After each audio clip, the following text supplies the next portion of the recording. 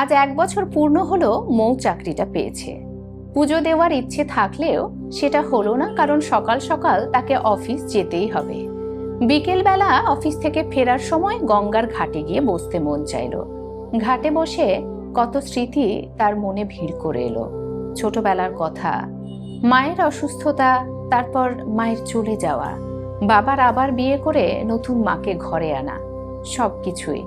কত কষ্টে বড় হয়েছে সে, সব কথা বাবাকে জানাতেও পারেনি নতুন মায়ের ভয়ে। তবে আজ কত বড় অফিসের ম্যাডাম সে, কত লোক তাকে সম্মান করে। কিন্তু এই অন্ধকার জীবনটা সবারই অজানা। হঠাৎ চিৎকার চেঁচামেচির শব্দে সম্বিত ফিরে পেল মৌ। তাকিয়ে দেখে পাশে চায়ের দোকানে গরিব দুটো ছেলেকে মারছে। সেখানে গিয়ে তাদের কাছে জানতে চাইলো ব্যাপারটা। তারা বলল, দেখো না দিদি, 2 টাকা চেয়েছিলাম খিদে, টাকা তো দেয়নি, বরং উল্টে গালমন্দ করছিল। মৌ ওদের নিয়ে কিছুটা এগিয়ে আরেকটি চায়ের দোকানে গেল। কিন্তু ভাগ্য এমনই যে ঘুগনি পাউরুটি শেষ হয়ে যাওয়ায় দোকানদার দোকান বন্ধ করে দিচ্ছিল। কয়েকটা সেদ্ধ ডিম আর 2টো কেক পড়ে আছে, দেবো দিদি?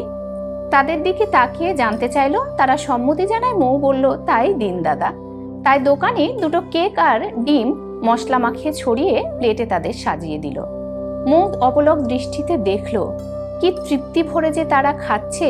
খাওয়া শেষ হলে মৌ জানতে চাইলো, কিরে, একটু কি পেট ভরেছে? একটি ছেলে মাথা নেড়ে সম্মতি জানালো। আরেকজন বলল, জানো দিদি, আমি না কোনোদিনও আস্ত ডিম খাইনি, আজ আমার পেট আর মন দুটোই ভরে গেছে। মৌ মনে মনে ভাবলো, কতদিন পর সে আবার এইভাবে এত তৃপ্তি নিয়ে কাউকে আনন্দ পেতে দেখলো।